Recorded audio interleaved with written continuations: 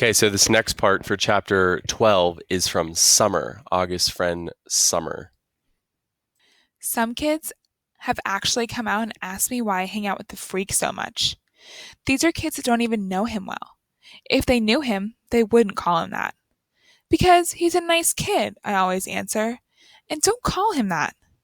You're a saint, Summer, Zamina Chin said to me the other day. I couldn't do what you're doing. It's not a big deal, I answered her truthfully. Did Mr. Tushman ask you to be friends with him? Charlotte Cody asked.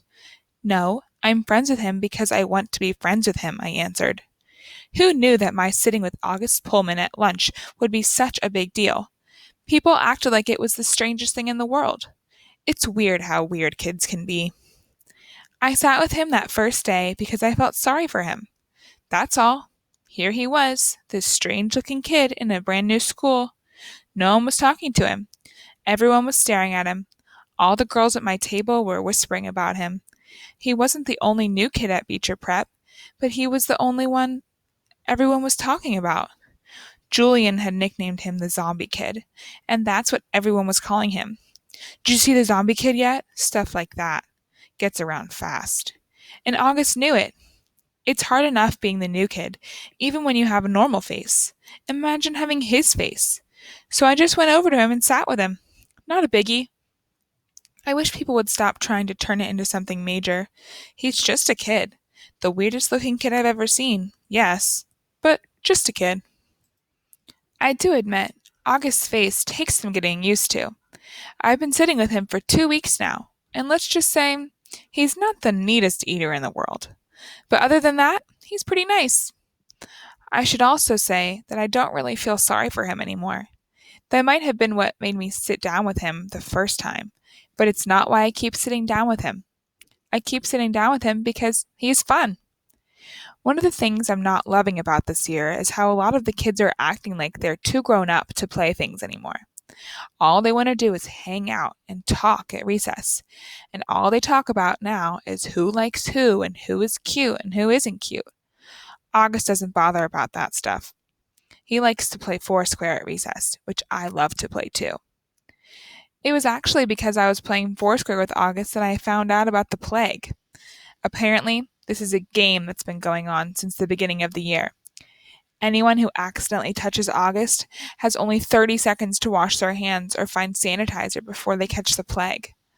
I'm not sure what happens if you actually catch the plague, because nobody's touched August yet, not directly. How I found out about this is that Maya Markowitz told me that the reason she won't play Foursquare with us at recess is that she doesn't want to catch the plague.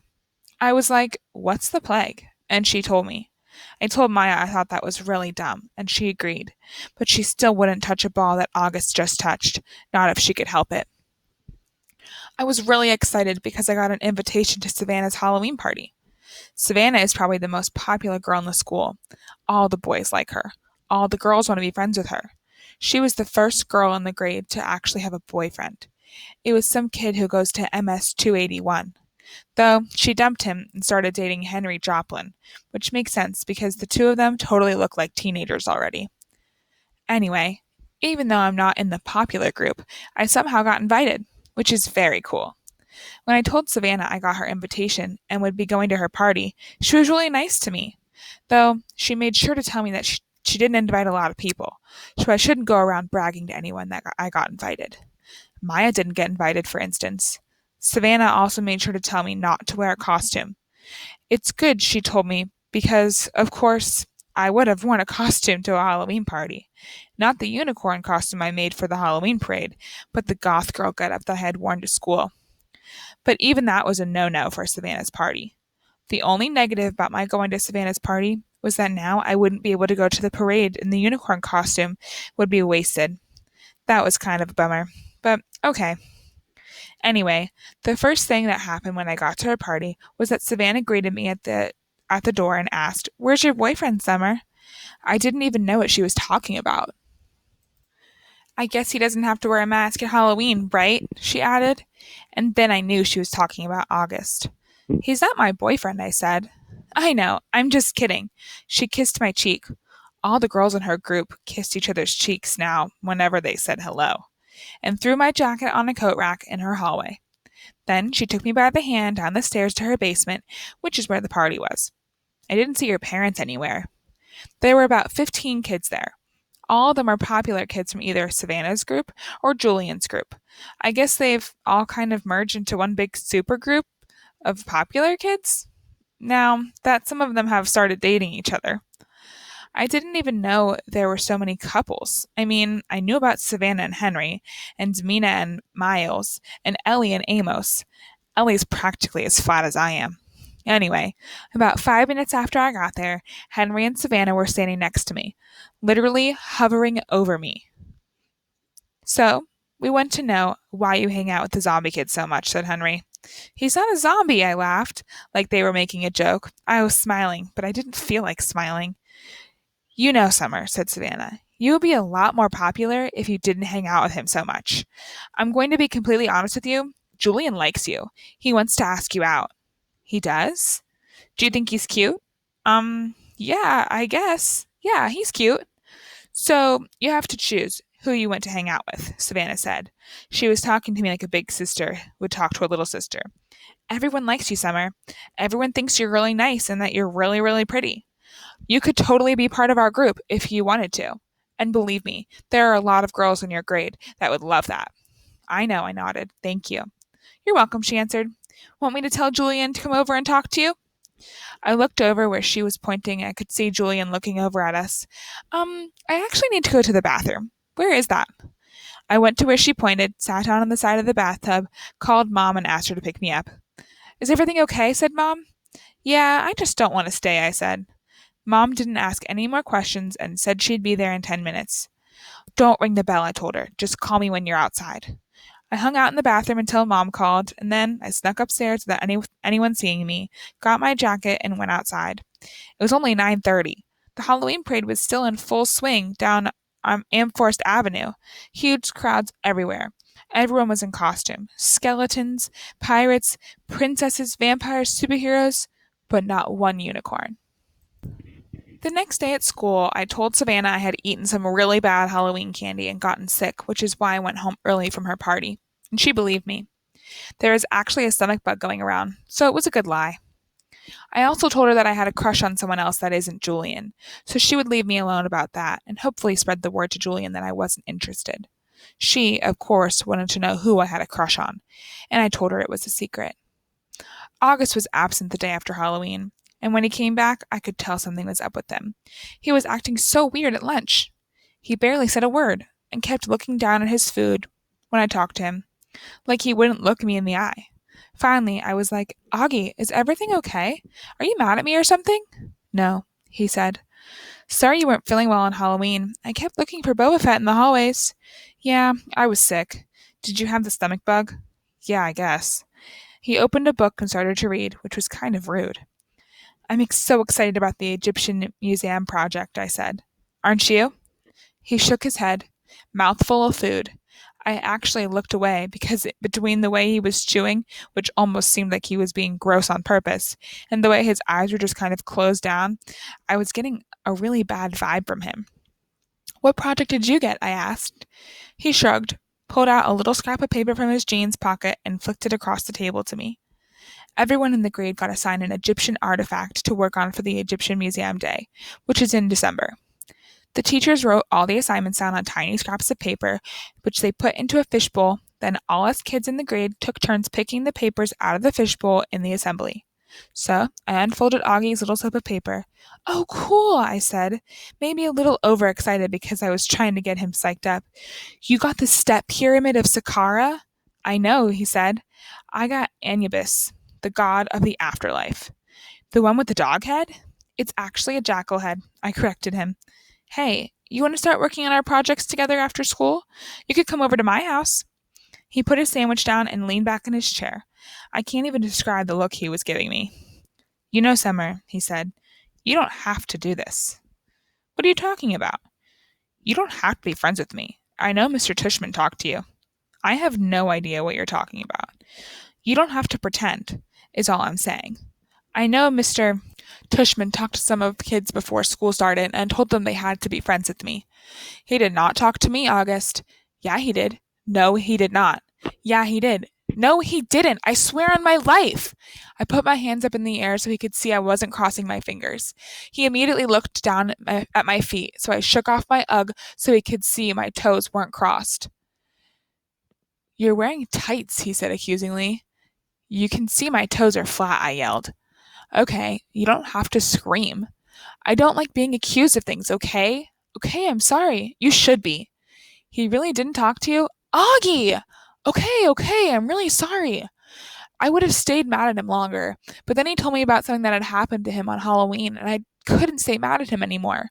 Basically, he heard Jack bad mouthing him and saying really horrible things behind his back. It kind of explained his attitude, and now I knew why he'd been out sick. Promise you won't tell anyone, he said.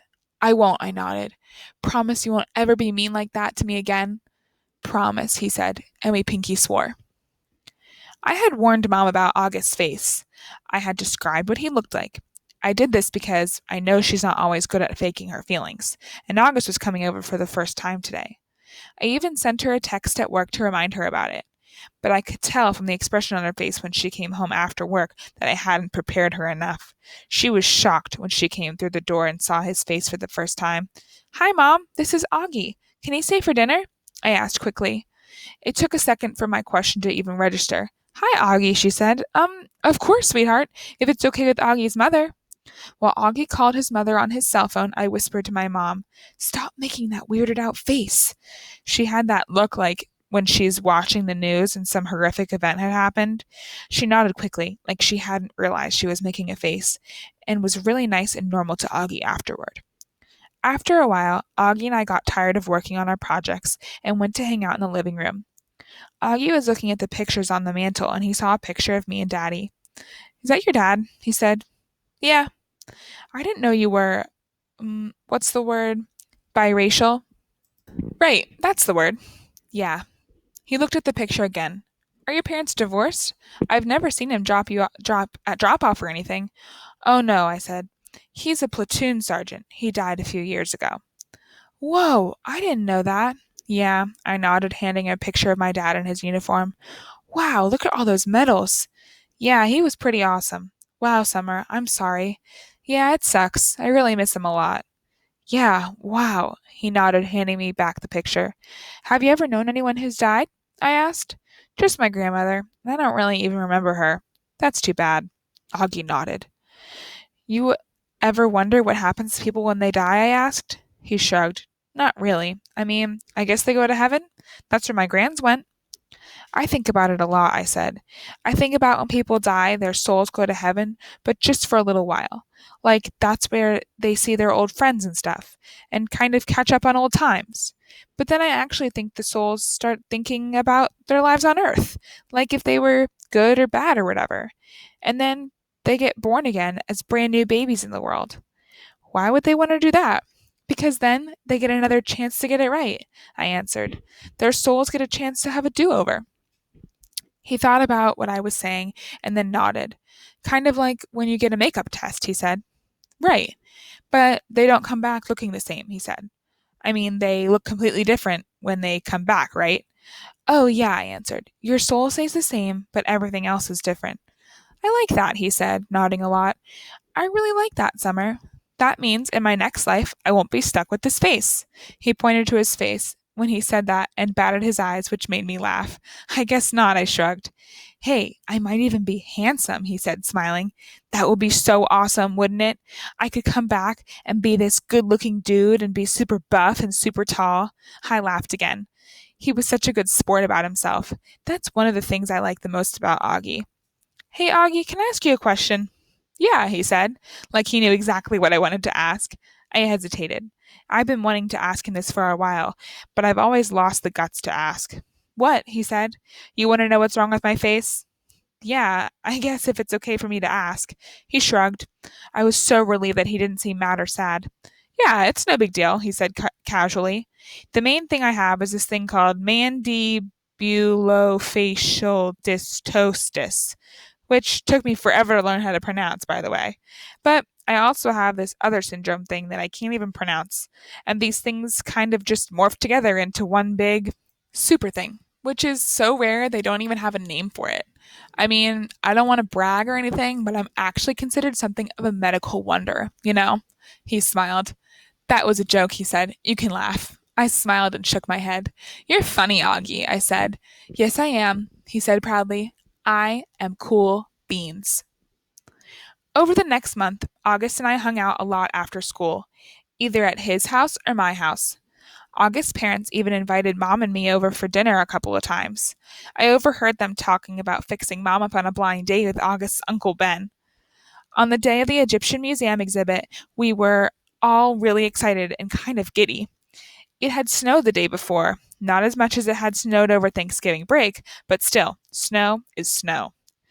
The gym was turned into a giant museum with everyone's Egyptian artifact displayed on the table with a little caption card explaining what the thing was.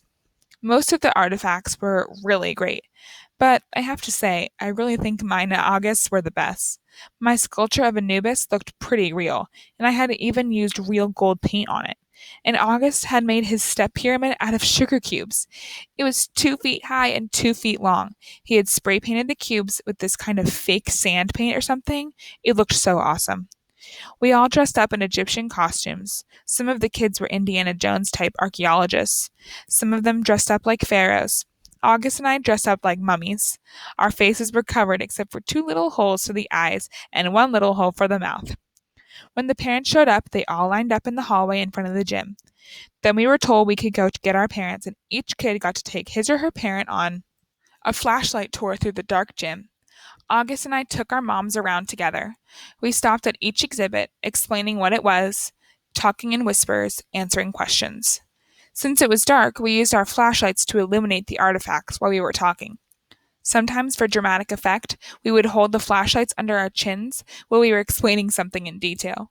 It was so much fun, hearing all these whispers in the dark, seeing all the lights zigzagging around the dark room. At one point, I went over to get a drink of water at the fountain. I had to take the mummy wrap off my face. Hey, Summer, said Jack, who came over to talk to me. He was dressed like the man from the mummy. Cool costume. Thanks. Is the other mummy August? Yeah. Hey, do you know why August is mad at me? Uh-huh, I nodded. Can you tell me? No. He nodded. He seemed bummed. I told him I wouldn't tell you, I explained. It's so weird, he said. I have no idea why he's mad at me all of a sudden. None. Can you at least give me a hint? I looked over at where August was across the room, talking to our moms. I wasn't about to break my solid oath that I wouldn't tell anyone about what he overheard at Halloween, but I felt bad for Jack. Bleeding scream, I whispered in his ear, and then walked away.